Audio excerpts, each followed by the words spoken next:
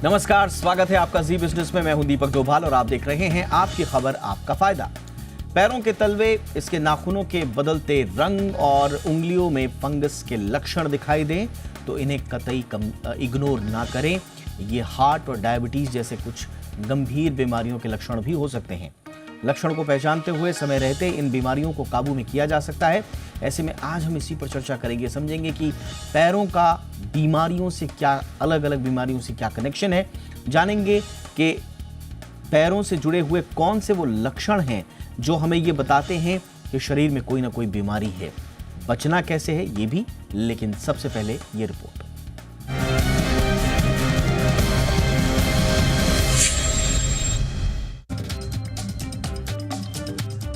आमतौर पर कहा जाता है कि बीमारियों के सिर पैर नहीं होते, लेकिन सच्चाई ये है कि हार्ट संबंधी बीमारी, डायबिटीज, थायराइड और एनीमिया जैसी कुछ गंभीर बीमारियां हैं जो आने के साथ सीधा हमारे पाँव में लक्षण दिखाना शुरू कर देती हैं। खासकर हमारे पैर, पाँव की उंगलियां, इसके नाखून और पाँव की स्किन के रंगों में होने वाले बदलाव से इन बीमारियों का सीधा कनेक्शन है और ये बॉडी को अपनी चपेट में लेने से पहले ही संकेत देना शुरू कर देती हैं। सबसे पहले पैरों से जुड़े उन लक्षणों की बात करते हैं जो डायबिटीज की ओर संकेत करते हैं। यदि किसी के पैरों में घाव हो गया है और दवा करने के बावजूद जल्द नहीं भर रहा है तो अलर्ट हो जाना चाहिए। मामूली सा घाव जानलेवा बन सकता है। ऐसे में तत्काल डॉक्टर को दिखाना चाहिए, क्योंकि लंबे समय तक ठीक नहीं होने वाला घाव डायबिटीज का संकेत हो सकता है। इस स्थिति को न्यूरोपैथी कहते हैं। दरअसल कई बार ऐसे हालात पैरों के नर्व को डैमेज कर देते हैं। पैरों के सुन्न होने, झुंझुनाहट होने का एहसास होता है। बॉडी में शुगर लेवल के बढ़ने से ऐसा होता है। पैरों में ब्लड सर्कुलेशन कम हो जाता है और पैरों का संक्रमण जानलेवा बन जाता है। पैर की उंगलियों में सूजन और ठंड जैसा एहसास हो रहा हो तो भी इसे कतई इग्नोर न करें। ये हार्ट संबंधी बीमारियों के संकेत हो सकते हैं। कई बार ऐसी स्थिति में पैरों की उंगलियां सुन्न पड़ जाती हैं या पैरों के साथ कूल्हों में रह रहकर ऐंठन वाली दर्द उभरे तो भी इसे हल्के में ना लें। ये हार्ट डिजीज की शुरुआत हो सकती है। वहीं अगर किसी के पैरों में खुजली होने या पपड़ीदार दाने निकलने की लगातार शिकायत हो, साथ ही पैर की उंगलियों के बीच फंगस की शिकायत हो, तो ये एथलीट फुट के संकेत हो सकते हैं। खासकर ये समस्या उन लोगों में ज्यादा पाई जाती है जो आमतौर पर जूते पहनते हैं और उन्हें पसीना बहुत आता है। पैरों से जुड़ी एक और बीमारी है जिसे गाउट कहते हैं। ये गठिया की बीमारी की तरह ही होता है। जब बॉडी में यूरिक एसिड बढ़ जाता है तो पैर के अंगूठे या पैर के निचले हिस्से के जोड़ों में तेज दर्द होने लगता है। कई बार असहनीय दर्द के साथ सूजन की भी शिकायत होती है। इसे गाउट अटैक कहते हैं। ऐसे में जैसे ही लक्षण दिखे, डॉक्टर से संपर्क करना चाहिए। वहीं अगर किसी के पैर अक्सर ठंडे पड़ जाते हैं तो ये एनीमिया का संकेत हो सकता है। दरअसल पैर की बड़ी मांसपेशियों को अधिक ब्लड और ऑक्सीजन की आवश्यकता होती है, लेकिन जब ये खुराक नहीं मिल पाती है तो थकान महसूस होती है। इसमें पैरों के नाखून के आकार बिगड़ने लगते हैं। पैरों में खुजली की शिकायत बढ़ जाती है। ऐसे में लक्षणों के सामने आते ही डॉक्टर को दिखाना चाहिए। फिलहाल तो ये कुछ ऐसी बीमारियां हैं जिसके संकेत हमें पैरों के लक्षणों से मिल जाते हैं। ऐसे में इसे नजरअंदाज करने की बजाय सीधे डॉक्टर से संपर्क करना जरूरी है। ब्यूरो रिपोर्ट, जी मीडिया। बहुत ही खास मेहमानों का पैनल इस वक्त आज हमारे साथ जुड़ रहा है। आज के मेहमानों का आपसे परिचय करा दें। हमारे साथ जुड़ रहे हैं doctor Gautam Bhansali, senior physician है बॉम्बे हॉस्पिटल में। बहुत बहुत स्वागत है डॉक्टर भंसाली आपका हमारे शो पर। हमारे साथ हैं डॉक्टर अनुराग मेहरोत्रा, सीनियर कार्डियोलॉजिस्ट हैं। बहुत बहुत स्वागत है सर आपका हमारे शो पर डॉक्टर मेहरोत्रा। और हमारे साथ हैं डॉक्टर चंद्रकांत लहरिया, सीनियर डायबिटोलॉजिस्ट हैं और स्वास्थ्य विशेषज्ञ भी हैं। बहुत बहुत स्वागत है डॉक्टर लहरिया आपका भी हमारे शो पर। डॉक्टर भंसाली, मैं चर्चा की शुरुआत आपसे ही करना चाहूँगा। पैर, जैसा कि हम जानते हैं, हमारी मोबिलिटी का काम करते हैं, हमें मोबाइल रखने का काम करते हैं, हमें स्टडी रखने का काम करते हैं, बैलेंस रखने का काम करते हैं। लेकिन कभी कभी, जैसा हमारी रिपोर्ट बता रही है, ये आपकी ओवरऑल हेल्थ के इंडिकेटर्स भी बन जाते हैं। किन किन रूपों में ये आपके हेल्थ को इंडिकेट करते हैं सर? जी दीपक जी, पहले बात तो मैं आपको बहुत बहुत धन्यवाद देना चाहता हूँ कि आपने ये एक इम्पोर्टेंट मसले को आपने उठाया है, क्योंकि आजकल अगर आप देखेंगे कि 60-70% लोगों में पैरों में दर्द की शिकायत, पैरों में झुंझुनापट होना, सुनसुनापट होना, कोई भी घाव होता है तो घाव जल्दी नहीं बढ़ना, बहुत लंबा टाइम लगना, इस चीज़ों की शिकायतें बढ़ती जा रही है। और शायद यही वजह है कि अधिकतर लोग स्केचर्स के शूज़ वगैरह पहनना शुरू कर रहे हैं। तो सबसे बड़ी जो कॉमन तकलीफ है जिसके बारे में हमारा कैपिटल है इंडिया एक तरह से डायबिटीज़ का, बिकॉज ऑफ डायबिटीज़, अगर आपका अनकंट्रोल्ड डायबिटीज़ रहता है तो वो उसके बहुत ही सिंपल से लक्षण होते हैं। पैरों में अगर झंझनाहट होती है, सुनसुनापन होने लगता है, पैरों में जैसे लोग लेमन लैंग्वेज में बोलते हैं कि पैरों में जलन होने लगती है बहुत सारी, या पैरों में सुइयाँ चुभ रही है, इस तरह की शिकायत होने लगती है तो आपको समझ आना चाहिए कि डायबिटीज़ होने के लक्षण हैं। या बार बार पेशाब करने के लिए जाना पड़ता है, ये कुछ लक्षण होते हैं जिससे लगता है कि डायबिटीज़ होने के चांसेस होते हैं। डायबिटीज़ है, ठीक है, कोई प्रॉब्लम नहीं है, लेकिन अगर वो अनकंट्रोल्ड डायबिटीज़ है तो उसमें बहुत बड़ी तकलीफ होती है। अगर पैर में कोई छोटा सा घाव हो गया है तो उस घाव को भरने में नॉर्मल आदमी को अगर 1 हफ्ता लगता है तो डायबिटिक वाले पेशेंट को 2 से 3 हफ्ते लगते हैं उस घाव को भरने के लिए। इसी तरीके से जैसे पैरों में कई बार गठिया की बीमारी हो जाती है, गाउट की बीमारी जिसको हम लोग बोलते हैं, यूरिक एसिड बहुत बढ़ने लग जाता है। आजकल एक बहुत बड़ा चलन चला है, चाहे जिम में हो चाहे घर में हो, हेल्थ कॉन्शियस लोग काफ़ी ज़्यादा हो गए और बहुत ही हाई प्रोटीन इंटेक होने लग गया है। प्रोटीन इंटेक जब बहुत ज़्यादा बढ़ने लग जाता है तो यूरिक एसिड बॉडी में बढ़ने लग जाता है, यूरिक एसिड बढ़ने लग जाता है, उसकी वजह से गाउट की बीमारियाँ होने लगती है। पैर आप जमीन पर रखते हो लगता है कि बहुत भयंकर दर्द कर रहा है। एक प्लांटर फेसाइटिस करके बीमारी होती है जिसमें आप रात को सो रहे हैं, सोने के बाद सुबह जैसे ही पैर जमीन पर रखते हैं तो भयंकर पैरों में दर्द होने लगता है, आदमी 2 कदम भी चल नहीं पाता है। एक बार चलने लगता है उसके बाद फिर ठीक होता है, या काफ़ी देर तक एक जगह पे बैठा है और सडनली खड़ा होने लगता है तो पैरों में बहुत दर्द होने लगता है। ऐसे लोगों को हम लोग ठंडा पानी गर्म पानी का सेक करने का बोलते हैं, हम लोग स्केचर्स टाइप के जो स्पंज वाले शूज़ वगैरह है वो पहनने का बोलते हैं। इस तरह से एथलीट फूड्स वगैरह है वो बीमारी है। जो ये टाइट शूज़ पहनते हैं तो दोनों जो टोल्स होते हैं, अंगुलियां होती पैरों की, उसमें बीच में फंगल इन्फेक्शन होने लग जाता है। सो मल्टीपल बीमारीज है जो अपने पैरों को इफेक्ट करती है, और पैरों में जब भी कोई भी बीमारी होने लगती है, इफेक्ट आता है, आदमी की पूरी दिनचर्या गड़बड़ होने लग जाती है। आदमी का आप कह सकते हैं कि जो मूड डिसऑर्डर है वो होने लग जाता है। और सबसे बड़ा रोल इसके अंदर है हाई यूरिक एसिड का, या दूसरा अपन कह सकते हैं अनकंट्रोल डायबिटीज का, जो प्रॉपर कंट्रोल होनी चाहिए। बिल्कुल सर, आपने बिल्कुल सही कहा। इसीलिए कहते हैं कि अपने पैरों की जो भी प्रॉब्लम्स हैं उन्हें नज़रअंदाज ना करें। लेकिन कई बार ये भी कन्फ्यूजन हो जाता है डॉक्टर मेहरोत्रा कि बहुत छोटी छोटी प्रॉब्लम्स के लिए भी लोग भागने लगते हैं, जबकि कुछ नॉर्मल हो सकता है कि डिहाइड्रेशन हो, छोटा मोटा इलेक्ट्रोलाइट इम्बैलेंस हो, बहुत सारी चीज़ें हो सकती हैं। तो कैसे समझें कि ये थोड़ा सा गंभीर बीमारी की तरफ जा रहा है, इसलिए हमें डॉक्टर के पास चल जाना चाहिए? कैसे समझें कि दर्द या सूजन या वो परिस्थिति एक टेम्परेरी है? पैरों का जो एग्जामिनेशन है very important part of clinical examination in medical science. एक सेइंग है कि ignore the feet on your own parallel and be prepared for a knife kick in your S if you ignore. तो अगर आप सही से पैरों को एग्जामिन नहीं करते तो कई बार बहुत सी चीजें छूटती हैं। बात जो आप कह रहे थे कि कब ध्यान दें, कब पैर का जो है सब, चाहे वो आर्टिकल डिजीज, जो कार्डियोवैस्कुलर सिस्टम है उसमें आर्टरीज आती हैं, वेन्स आती हैं, नर्व्स आती हैं। तो अगर आर्टरीज में अगर कुछ रुकावट हो रही है तो चलने में पैरों में दर्द होता है, it's a form of angina. Veins में रुकावट होती है तो सूजन आती है उसमें। अगर हार्ट कम काम कर रहा होता है तो पैरों में सूजन आने का अंदेशा होता है। तो कभी भी आपको ये महसूस होता है कि पैरों में सूजन है, जैसे इवन ये भी लगता है कि आपको कि शाम तक जो आप चप्पल या शूज या sandals whatever you are wearing वो टाइट हो रहे हैं, तो इट्स एन इंडिकेशन कि कहीं स्वेलिंग वाली बात तो नहीं हो रही है। अगर आप ये देखते हैं कि शाम तक स्वेलिंग हो रही है तो इट्स इंपॉर्टेंट सिम्टम या साइन, तो उसके लिए आपको कंसल्ट करना चाहिए। चलने में पैरों में अंदर दर्द अगर हो रहा है, चलने में आप अगर चल रहे हैं और धीमे धीमे ऐसा होता है कि चप्पल या कुछ ऐसी चीज आप पहन रहे हैं उसकी ग्रिप कमजोर हो रही है, again is important sign of some significant artery problem. तो ये चीजें हैं। और बाकी जो स्किन है वो भी कई चीजें जो है पैर की स्किन वो बताती है कि अगर वीनस फ्लो कम है तो वहां पे स्वेलिंग तो होगी, साथ में स्किन जो है ग्लिस्टनिंग सी हो जाएगी, थोड़ी थिकन भी हो जाएगी, उसमें थोड़ा पिगमेंटेशन भी आना शुरू हो जाएगा। कहीं कोई हल्का सा भी चोट लगता है तो वहाँ हील नहीं हो रहा है तो जैसे एप्थेरेसिस बोलते हैं कि क्योंकि ब्लड का वहाँ फ्लो प्रॉपर नहीं हो रहा तो हीलिंग प्रॉपर नहीं होती है। तो अगर कभी भी इस तरह का होता है, कोई भी चोट लगी और साइंस नहीं बन रही है, पैर में ग्लिसनिंग ज़्यादा है, थोड़ा पिगमेंटेशन मतलब डार्क स्किन होने लगी है कहीं, तो वो भी अगेन इम्पोर्टेंट साइन है कि देखा जाना चाहिए ऐसा क्यों हो रहा है।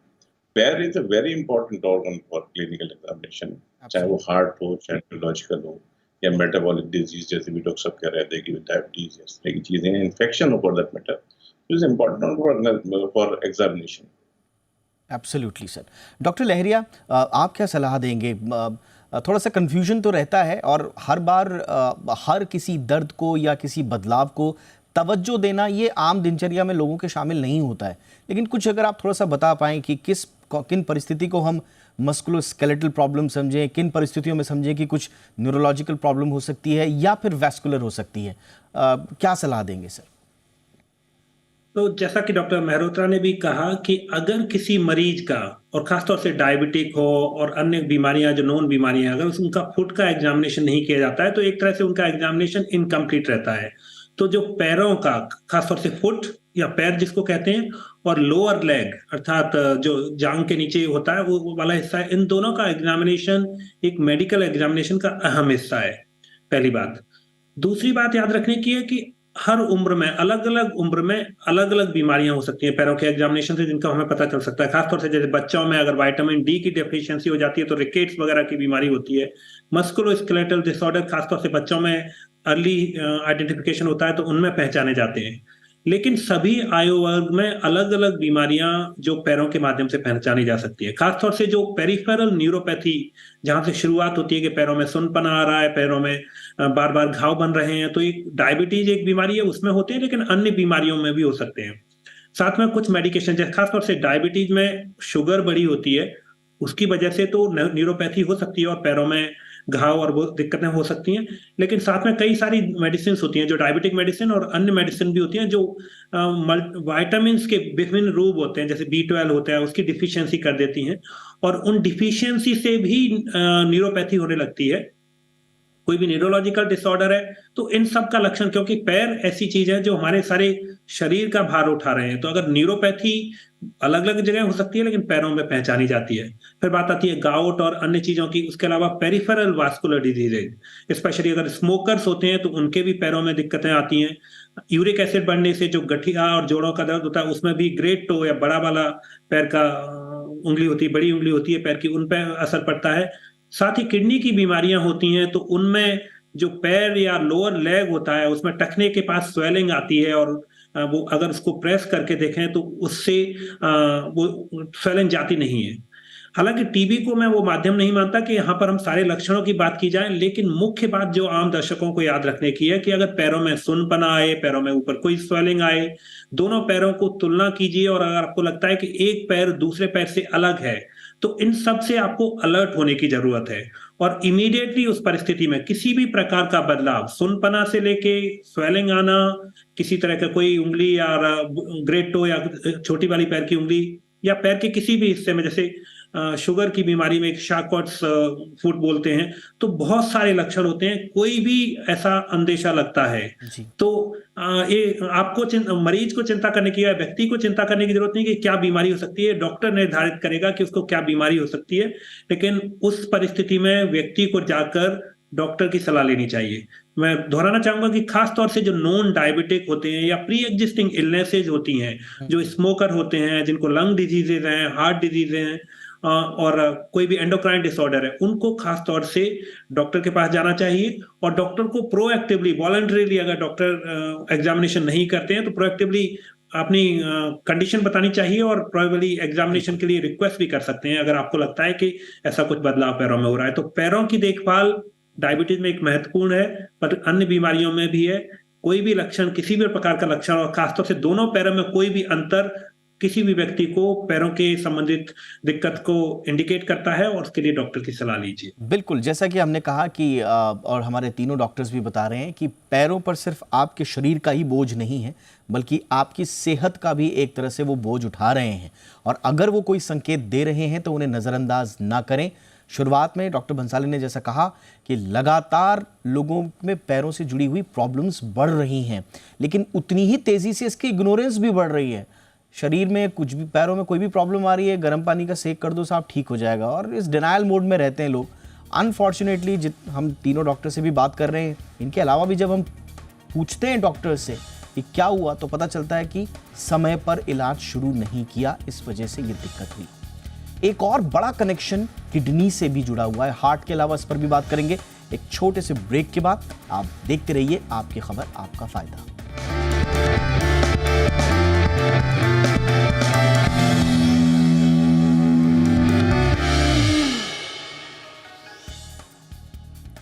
ब्रेक के बाद आपका स्वागत है। तो आपके पैरों पर बीमारियों के स्कैनर लगे हैं, आप इस छोटा सा आसान भाषा में समझिए। आपके पैर ये बताते हैं कि उनके में जो बदलाव जो हो रहा है वो क्या किसी बीमारी से जुड़ा हुआ है या वो क्षणिक बदलाव है। इसलिए थोड़ा सा हम डरा नहीं रहे हैं आपको, हम आपको सिर्फ बाखबर कर रहे हैं, आपकी थोड़ा जानकारी बढ़ा रहे हैं ताकि आप किसी गंभीर बीमारी की चपेट में आने से बच पाएं समय रहते। डॉक्टर भंसाली, थोड़ा सा जो हमारे बहुत सारे केसेस में हमने देखा, लोगों से बातचीत भी करी कि पैरों का और ख़ास तौर से पैरों में सूजन का किडनी और हार्ट से बड़ा सीधा सीधा संबंध होता है सर। इस बारे में थोड़ा सा जानकारी बढ़ाएं हमारे। जी दीपक जी, अगर पैरों में सूजन आती है, चाहे वो दोनों पैरों में होती है या एक पैर में होता है, तो थोड़ा उसके अलग अलग कारण हो सकते हैं। स्वेलिंग होने के सबसे मुख्य कारण जैसे कार्डियक रीनल फेलियर का पेशेंट होता है, जो हार्ट फेलियर के पेशेंट होते हैं, कार्डियक फेलियर जिसे हम लोग कहते हैं, लेफ्ट वेंट्रिकुलर फेलियर हम लोग कहते हैं, उसके अंदर दोनों पैरों के अंदर सूजन आने के हाई चांसेस होते हैं, जिनका हार्ट पंपिंग काफ़ी कम होता है, 10%, 15%, 20%, 25% तक होता है। वो फ्लूइड ओवरलोड में जाता है, ब्रीदिंग डिफिकल्टी होने लगती है, और ऐसे लोगों के अंदर पैरों में सूजन आती है, जिसको हम लोग पिडल एडिमा कहते हैं। दूसरा ऐसा रीनल इंसफिशिएंसी होती है या किडनी फेलियर के पेशेंट होते हैं जिसमें यूरिन आउटपुट बराबर नहीं होता है, यूरिन पास कम होने लगता है, ऐसे लोगों के भी पैरों में सूजन आने लगती है।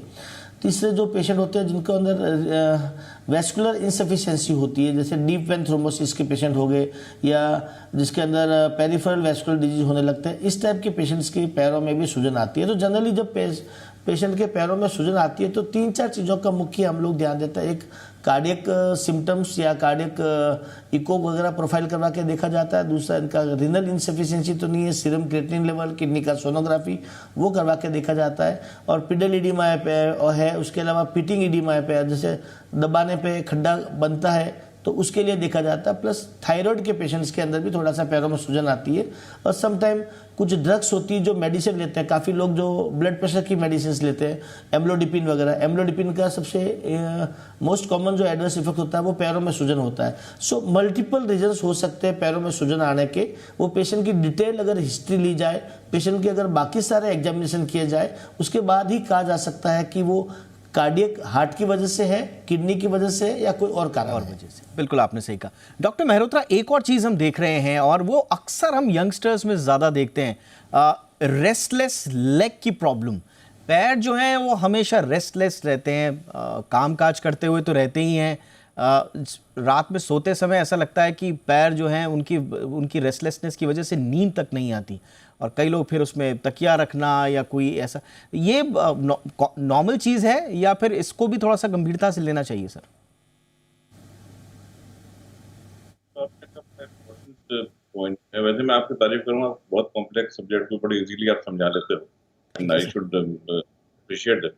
Thank you. जो आप रेस्ट लेग सिंड्रोम वाली बात बोल रहे हैं वो it is now very common. उसमें ये सारी चीजें देखनी होती हैं कि ये इसमें कोई ऑर्गेनिक एस्पेक्ट, मतलब कि कोई नसों को लेकर कोई परेशानी तो नहीं है। उसके अलावा उसमें कोई नस, मतलब कहने का मतलब है कि अब आर्टियल जो फ्लो है वो कुछ फ्लो तो नहीं है, वीनस फ्लो जो होता है जिससे वापस ब्लड जाता है, वहाँ कोई रुकावट तो नहीं है। एज सच कोई मेटाबॉलिक एस्पेक्ट तो नहीं है। मेटाबॉलिक के अलावा जैसे एंडोक्रीन एस्पेक्ट, थायराइड का जिक्र हो रहा था, उसमें भी ये चीज हो सकती है। पैरों की जो calf muscles, they are large group of muscles, they require reasonable amount of nutrition for themselves. तो उसमें कहीं भी किसी वजह से परेशानी होगी तो इस तरह की चीज होती है। यंगस्टर में जो आप जिक्र कर रहे थे, मैं उसी को थोड़ा बात आगे बढ़ाना चाहूंगा कि ये जो आजकल के लाइफस्टाइल में चेंज होने से जो बीमारी तरह तरह की बढ़ी है, उसमें एक बीमारी भी डॉक्टर ने जिक्र भी किया था, डीप वेन थ्रोम्बोसिस है। It was not very common earlier. आजकल हम लोग देख रहे हैं कि यंग्स में काफी डीप वेन थ्रोम्बोसिस देखने को मिल रही है विदाउट एनी सिग्निफिकेंट। जो इनिशियल उनके रिस्क फैक्टर्स माने जाते थे कि रेयर होता है, लेकिन ये बहुत कॉमन हो गया है और इसका होने का रीजन भी लाइफस्टाइल और खान पान में चेंज वाला कारण है। और ये जो अपने आप में एक खतरनाक चीज है। कभी भी आप नोटिस करें कि सिर्फ एक पैर में आपकी स्वेलिंग है, वो बढ़ रही है और उसके अलावा दर्द भी उसमें हो रहा है, तो इसको इग्नोर बिल्कुल ना करें, जल्दी उसको दिखाएं। एक लक्षण डीप वेन थ्रोम्बोसिस, जिसमें कि वेन्स के अंदर क्लॉट बनते हैं, उसका हो सकता है। It can be A lethal problem. कई बार ये होता है, ऐसा देखा गया है कि वो क्लॉट बन के अंदर फेफड़ों में चला जाता है और वहां पे पल्मोनरी एम्बोलिज्म होने से सडन डेथ तक हो सकती है। सीरियस थिंग, और ये बढ़ रही है आजकल काफी। इसी तरीके से जो पेरिफेरल आर्टरियल डिजीज भी काफी ज्यादा बढ़ रही है। पेरिफेरल आर्टरी डिजीज का मतलब है कि जैसे हार्ट के अंदर होती है नसों में रुकावट, ऐसी पैरों की आर्टरी के अंदर रुकावट होना। ये जैसे कार्डियक प्रॉब्लम है, वो बेसिकली एथेरोस्क्लेरोसिस, वही पैरों की एथेरोस्क्लेरोसिस अगर वो भी काफी बढ़ रही है। तो जो रेस्टलेस लेग सिंड्रोम की जो ईटियोलॉजी है वो मल्टीपल है, तो सारी चीजें उसमें देखनी होती है। जो इस समय उसके अलावा मैं एम्फसाइज करना चाहूंगा कि डीवीटी इस तरह की पेरिफेरल आर्टरी डिजीज काफी ज्यादा इधर बढ़ रही है। They should not be ignored. Venous problem, varicose vein होती हैं, उनकी परेशानी काफी बढ़ रही है। लोग लगातार बैठते हैं, काफी देर पैर नीचे रहते हैं, तो जो वेन्स हैं उनके अंदर वेल्स होते हैं जो ब्लड फ्लो को एक डायरेक्शन में रखते हैं, उसमें परेशानी आती है और स्वेलिंग आनी शुरू हो जाती है। स्वेलिंग होने जाती है, ब्लू एक गुच्छे से बन जाते हैं पैर के अंदर वेन्स के, वो दिखते हैं। तो ये अगर कोई भी किसी को होता है कि इवनिंग में हल्की स्वेलिंग है, पैरों में दर्द है, तो उसको पूरा चेकअप अपना करवाना चाहिए हर लिहाज से। एब्सोल्युटली। तो चीज ऐसी है जो परेशानी एकदम, और अगर टाइम जैसे बिल्कुल लेना, आप टाइमली एक्शन ले लेंगे उसमें, तो प्रोग्रेशन उसका काफी स्लो हो जाता है। बिल्कुल। और ये सब आपको बिना पैनिक में आए हुए करना है। आप डॉक्टर के पास जाएं, दिखाएं, अगर सब नॉर्मल है तो फिर कोई दिक्कत नहीं है, और अगर आपको डॉक्टर्स को लगता है कि कुछ बात हो सकती है तो समय रहता है उसका इलाज हो जाएगा। दोनों में आपकी विन विन सिचुएशन है। डॉक्टर लहरिया, जिम की भाषा में लेग डे को बड़ा इंपॉर्टेंट कहा जाता है, सिर्फ आपकी गुड बॉडी सिमेट्री के लिए नहीं, आपके बढ़िया एस्थेटिक्स और मस्कुलैरिटी के लिए ही नहीं, बल्कि ओवरऑल आपकी कोर स्ट्रेंथ के लिए भी लेग डे को बहुत इंपॉर्टेंट माना जाता है। लापरवाही लोग करते हैं, लेग डे स्किप कर देते हैं। जो हम चेकअप की बात करते हैं वो अक्सर हमारा हार्ट, किडनी, लिवर या ब्रेन यहाँ तक सीमित हो जाता है। एक ओवरऑल चेकअप में भी एक लेग डे वाली मेंटेलिटी आनी चाहिए सर। अब ये थोड़ा मुश्किल सवाल है। मैं उस पर इंपॉर्टेंट है कि जिनको हाई रिस्क है, जैसे डायबिटिक है, किसी भी तरह की न्यूरोपैथी है, उन लोगों का फुट एग्जामिनेशन होना चाहिए। इनफैक्ट देयर एक ग्रुप ऑफ एक्सपर्ट्स होते हैं जिनको पोडियाट्रिस्ट या फुट केयर स्पेशलिस्ट कहते हैं। तो मैं नहीं कहूंगा कि सारे मरीज के लिए, क्योंकि हेल्थ केयर को ओवरबर्डन कर देगा, लेकिन एक रूटीन चेकअप में लेग का या फुट का एग्जामिनेशन मैंडेटरी पार्ट है। तो हम इसको दो पार्ट में ब्रेक करते हैं। एक तो एक कोई हेल्दी मरीज है जिसको बुखार है, मतलब कोई हेल्दी व्यक्ति है जिसका भी बुखार आ गया, तो उसमें जरूरी नहीं है कि उसका फुट एग्जामिनेशन हर बार किया जाए। लेकिन अगर किसी को डायबिटीज, हाइपरटेंशन, लॉन्ग टर्म कोई गाउट कंडीशन है, हार्ट, लिवर, किडनी की कंडीशन है, तो उनको एक नियमित अंतराल पर फुट एग्जामिनेशन की जरूरत होती है ना। वो नियमित अंतराल वेरी करेगा कि उनकी कंडीशन क्या है, परिस्थिति क्या है। दूसरी बात आती है कि अगर कोई, जैसे उदाहरण के लिए डायबिटिक है, तो डायबिटीज के मरीज को रेगुलरली हर विजिट पर फुट एग्जामिनेशन की जरूरत होगी, चाहे उनका डायबिटीज कंट्रोल में हो या ना हो, क्योंकि डायबिटीज का जो सबसे पहला कॉम्प्लिकेशन डेवलप होता है, जो सबसे पहले में से होता है, उसमें से फुट कॉम्प्लिकेशन होते हैं पेरिफेरल न्यूरोपैथी की वजह से। तो डायबिटीज के मरीज को, जो नॉन डायबिटिक है, 4-5 साल से इलाज चल रहा है, तो उनको हर विजिट में, बल्कि मैं तो अपने क्लिनिक में कहता हूं कि अगर कोई डायबिटीज का मरीज है जिसका इलाज चल रहा है, उसका फुट का एग्जामिनेशन नहीं हुआ और उसको अगर डाइटरी काउंसलिंग नहीं दी गई या न्यूट्रिशनल एडवाइस नहीं दी गई, तो ये दो चीजें दिए बिना बाकी कुछ भी आप कर दो, उसका ट्रीटमेंट इनकम्प्लीट है। तो उसी तरह से अन्य कंडीशन, अगर गाउट का मरीज है, अगर कोई कार्डियक इलनेस है, जो भी क्रॉनिक इलनेस है, किसी भी तरह की क्रॉनिक इलनेस, या कोई भी मेडिकेशन है जिससे फुट या नर्व से इफेक्ट पड़ता है, उन मरीजों का हर विजिट पर फुट एग्जामिनेशन होना चाहिए। लेकिन सभी का उस तरह से नहीं होगा। सिमिलरली अगर यंगर चिल्ड्रन है तो उनमें फुट एग्जामिनेशन नहीं, लेकिन विजुअल इंस्पेक्शन और अदर चीजें की जा सकती है। तो हमें दो चीजों में ब्रेक करता हूं, मैं समराइज करता हूं कि एक तो विजुअल इंस्पेक्शन प्रोबेबली हर मरीज का, जिसमें भी प्रोबेबिलिटी हो सकती है कि वो कंडीशन अगर फुट या लेग को अफेक्ट करती है, लेकिन एक डिटेल एग्जामिनेशन उनका जिनको नोन कंडीशंस हैं और जिनको लंबे समय इलाज की जरूरत है। बिल्कुल आपने सही कहा, एक विजुअल इंस्पेक्शन तो एटलीस्ट होना ही चाहिए।